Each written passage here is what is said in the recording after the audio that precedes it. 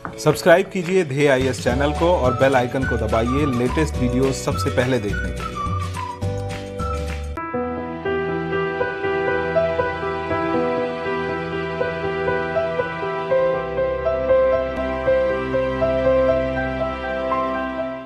नमस्कार, मैं सुनील वर्मा ध्येय आईएएस टीम की ओर से आपका स्वागत करता हूं ध्येय टीवी पर। हम बात करेंगे डेली करंट अफेयर्स के अपने प्रोग्राम पर, जैसा कि हम प्रतिदिन करते आए हैं।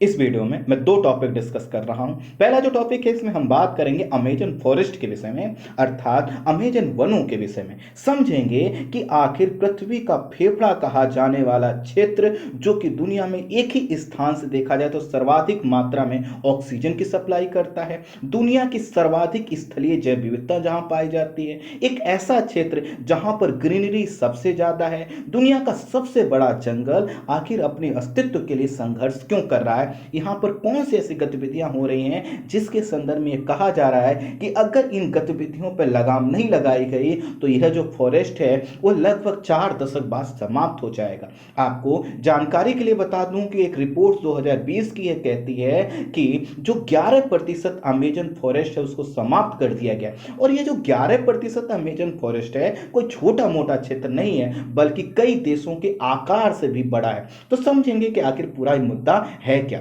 वहीं जो दूसरा टॉपिक है उसमें हम बात करेंगे चाइना के विषय में और समझेंगे कि हांगकांग की डेमोक्रेसी और उसकी स्वतंत्रता को कम करने के लिए चाइना ने कौन सा गेम खेला है। आइए इन्हीं दोनों खबरों को एक एक करके विश्लेषित करते हैं। सबसे पहले हम बात करेंगे अमेजन फॉरेस्ट के विषय में। यह दुनिया का सबसे बड़ा जंगल है और इसके द्वारा बहुत बड़ी मात्रा में ऑक्सीजन की सप्लाई की जाती है। कुछ रिपोर्ट्स का कहना है कि 20%, कुछ रिपोर्ट्स का कहना है कि नहीं 8% ऑक्सीजन की सप्लाई की जाती है। बावजूद इसको बोला जाता है कि पृथ्वी का क्या है, फेफड़ा है, अर्थात लंग्स ऑफ अर्थ के नाम से इसको जाना जाता है। इसके विषय में कहा गया है कि 2064 तक यह समाप्त हो जाएगा। 2019 की एक रिपोर्ट इस चीज का जिक्र करती है कि आखिर ये जो फॉरेस्ट हैं क्यों समाप्त हो रहे हैं। तो उसके विषय में एक डेटा दिया गया है कि जो फुटबॉल का मैदान होता है उसके आकार के 3 मैदान को आप जो है कि इमेजिन कीजिए, इतना बड़ा एरिया हर मिनट अमेजन वनों का समाप्त हो रहा है, क्योंकि यहां पर या तो आग लग रही है या फिर वनों को काटा जा रहा है या फिर वो क्लाइमेट चेंज का इशू है।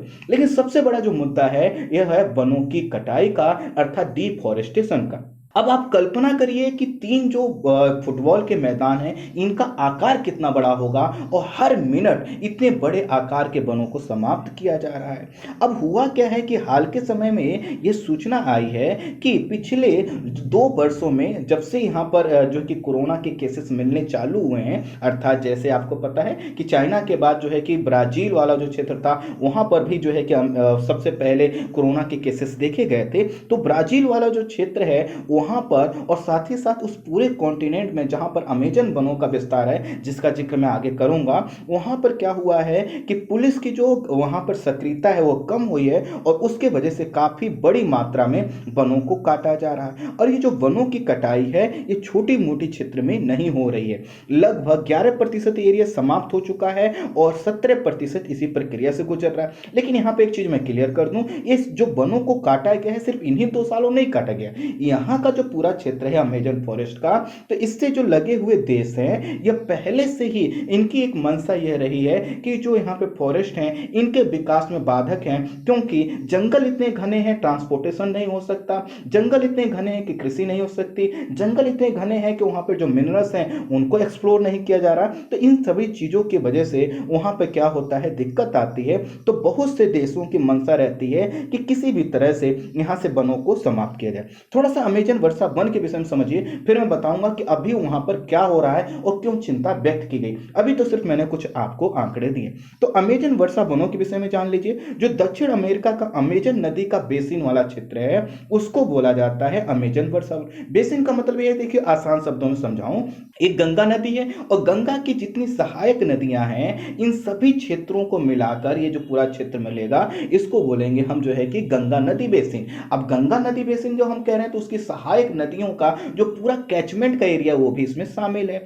और इसी की वजह से ये जो क्षेत्र है यह 9 देशों में इसका विस्तार है। और अगर इसका आप वर्ग किलोमीटर में आप इसका एरिया देखें तो यह जो है कि छोटा मोटा एरिया नहीं है, यह इसका विस्तार है 2.1 मिलियन वर्ग मील में है। अब 2.1 मिलियन वर्ग मील आप कितना बड़ा ये क्षेत्र है आप इसको इमेजिन कर सकते हैं। या फिर एकड़ में आप देखें तो 1.7 बिलियन एकड़ में इसका विस्तार है। इसका जो विस्तार है वो 9 देशों में है। ब्राजील में सबसे ज्यादा है, पेरू में है, कोलंबिया में है, बोलिविया में है, वेनेजुएला में है, सुरिनाम में है, गुयाना, फ्रेंच गुयाना, इक्वाडोर, यह जो देश है जहां पर यह इन वनों का है। अब ये जो वन है जाने जाते हैं चौड़ी पत्ती वाले जो वन है काफी ऊंचे होते हैं। कुछ वनों का जो ऊंचाई है वह 60 मीटर तक देखी गई है, बहुत ज्यादा होते हैं। और आप समझ सकते हैं कि कितने ऊंचे। और यहाँ पर जो वन है उनकी सघनता इतनी ज्यादा है कुछ क्षेत्रों में कि सूर्य का प्रकाश भी नीचे तक नहीं पहुंच पाता। स्वाभाविक है जब यहाँ पे प्लांट है यहाँ पर वर्षा भी बहुत ज्यादा होती है, लगभग 230 सेंटीमीटर से लेकर 260 सेंटीमीटर वर्षा होती है।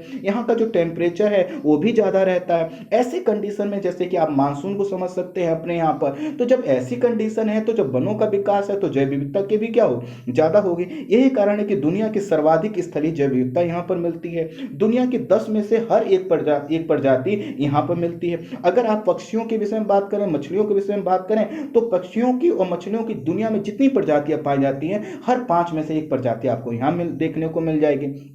और विश्व में जितनी भी वर्षा वन पाए जाते हैं उसका आधा भाग आपको यहीं पे देखने को मिलेगा। अब यहाँ पर क्या हुआ, जैसे कि हमने कहा कि वनों को तेजी से काटा जा रहा है। वनों को काटने के अलावा यहाँ पर आग लगने की समस्या आपने देखी होगी। 2019 में यहाँ पर क्या हुआ था, बहुत बड़ी मात्रा में आग लगा था और उस समय भी एक बहुत बड़ा मुद्दा बना था। लेकिन ये जो मुद्दा था वह जो है कि इसलिए विवादास्पद हो गया था, यह चर्चा में रहा था क्योंकि यहाँ के जो राष्ट्रपति हैं इन्होंने जब यहाँ पर आग लगी तो G7 के ग्रुप अन्य विकसित देशों ने कहा कि हम आपको पैसे देते हैं लेकिन आप इन वनों में जो आग लगी उसको रोकिए। तो वहां के राष्ट्रपति जायर बोल्सोनारो ने खुद कह दिया कि नहीं, हमें आपकी फंडिंग की आवश्यकता नहीं है और अगर आपको वनों की चिंता है तो सबसे पहले आप अपने यहाँ फॉरेस्टेशन कीजिए। हमारे यहाँ जो फॉरेस्ट है वो हमारे विकास में बाधक है। हालांकि बाद में बहुत ज्यादा उनकी आलोचना हुई तो उन्होंने पैसा भी ले लिया, फंड भी ले लिया और वनों को रोकने में सक्रियता भी बाद में दिखाई, लेकिन तब तक काफी नुकसान हो चुका था। तो अभी क्या हो रहा है कि वहां पर वनों की जो कटाई है वो अभी भी जारी है और यहां पर यह टारगेट रखा गया था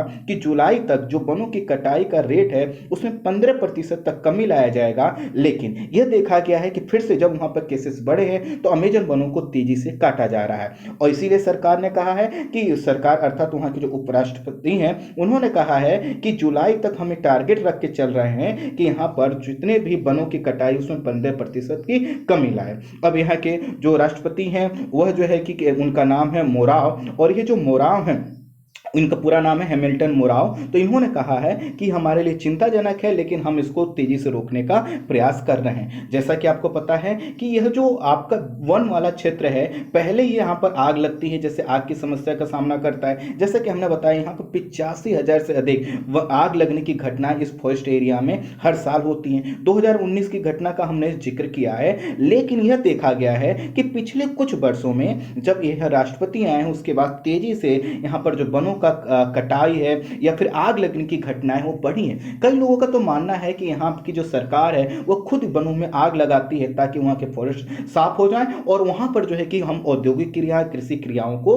बढ़ावा दे सकें। तो इसीलिए लोग कह रहे हैं कि यहाँ पर जो भी कुछ हो रहा है उस पर हम भरोसा नहीं कर सकते। हमें जो डेटा दिखाई दे रहा है अर्थात लोगों का कहना है वह तो यह है कि जंगल समाप्त हो रहे हैं। और तो और छोड़िए, आप जो है कि फेसबुक और कई ऐसे जो है कि साइट्स हैं जिस पर जो है कि यहाँ पर जो अमेजन फॉरेस्ट का एरिया वो बेचा जा रहा है। आप कल्पना कीजिए कि कोई सोशल साइट्स क्या है, सूचना है कि हम यह फॉरेस्ट बेच रहे हैं, आप खरीद लीजिए, और लोग बेच रहे हैं, खरीदे जा रहे हैं, तो आप समझ सकते हैं कि कहां तक उसका संरक्षण होगा। इसीलिए लोग कह रहे हैं कि यहाँ पर जो सरकार है वो गंभीर नहीं है, वो सिर्फ कह रही है कि नहीं हम इसको बचाने का प्रयास कर रहे हैं, जबकि वो गंभीर नहीं है। यहाँ के जो रहने वाले आदिवासी हैं उनका कहना है कि चूंकि वो हमारा अस्तित्व ही समाप्त करना करना चाहते हैं, इसलिए ऐसा हो रहा है। क्योंकि यहाँ पर जो भूमिका है वो राष्ट्रपति की सबसे ज़्यादा आ जाती है। इनका नाम है जेयर बोल्सोनारो, और इन्होंने जो है कि वनों की कटाई और आग नियंत्रण पर लापरवाही के जो किस्से हैं, पहला गठन नहीं है कि इन्होंने जो है कि कोई एक्शन नहीं लिया। लंबे समय से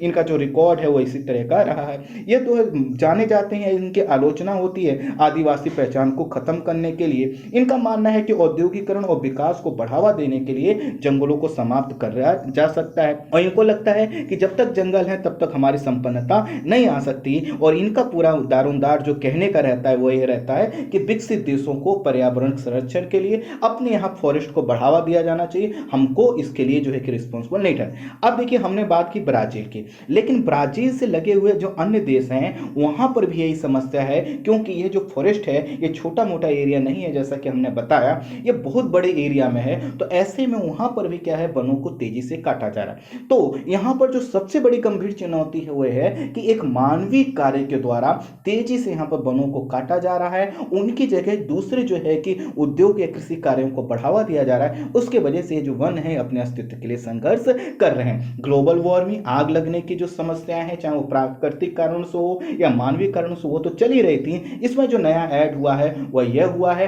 कि यहाँ पे लकड़ी के उद्योगों को बढ़ावा दिया जा रहा है, यहाँ पर उन कंपनियों को बुलावा जा रहा है जिनको माइनिंग करनी है, और माइनिंग करने के लिए बड़े क्षेत्रों को काटा जा रहा है। साथ ही साथ यहाँ पर सोलर पैनल लगाने के लिए, अन्य चीजों को लगाने के लिए यहाँ पर ग्रीनरी को समाप्त किया जाए। अब थोड़ा सा हम बात करते हैं हांगकांग पर, और हांगकांग में क्या चाइना ने चेंज किया है उसको समझते हैं। आपको पता है कि 1842 में चीन और अंग्रेजों के मध्य जो युद्ध हुआ था, उसमें क्या हुआ था, युद्ध के बाद जो है कि चाइना ने जो हांगकांग का क्षेत्र है ब्रिटेन को दे दिया, और 1898 में ब्रिटेन को क्या हुआ, हांगकांग को उसने जो है कि 99 साल के लिए लीज पर ले लिया। अर्थात जो यह युद्ध हुआ था इसके बाद से 1842 के बाद ही हांगकांग पर ब्रिटेन का नियंत्रण आ गया। बाद में जो है कि और बात बढ़ी तो जो है कि ब्रिटेन ने कहा कि ठीक है, हमको इसको लीज पर ले लेते हैं, और यह जो है कि ब्रिटेन के अधीन ही रहा। और 1970 तक आते आते ये इस एशिया का क्या हुआ, इकोनॉमिक पावर हाउस बन गया। इकोनॉमिक पावर हाउस का मतलब है कि यहाँ की जो आर्थिक प्रणाली अपनाई गई वो काफ़ी सफल रही। लेकिन जो है कि 1997 में हांगकांग को क्या हुआ, ब्रिटेन ने चाइना को वापस कर दिया। अर्थात चूंकि वो 99 साल के लिए लिया गया था, तो हांगकांग फिर से क्या कर दिया गया, ब्रिटेन द्वारा चाइना को सौंप दिया गया। और उसके बाद से एक देश दो व्यवस्था पद्धति अपनाई गई। एक देश दो व्यवस्था पद्धति का मतलब है कि देश का जो नाम रहेगा, जैसे हांगकांग है, हांगकांग के साथ चाइना का नाम जरूर जुड़ा रहेगा, लेकिन वहां पर जो व्यवस्था होगी उसको काफी ज्यादा ऑटोनॉमस दी जाएगी। तो हांगकांग जो है कि क्या है, हांगकांग के पास अपनी पुलिस है, अपनी विधायिका है, लेकिन उसके जो विदेशी और रक्षा विभाग है वो चाइना के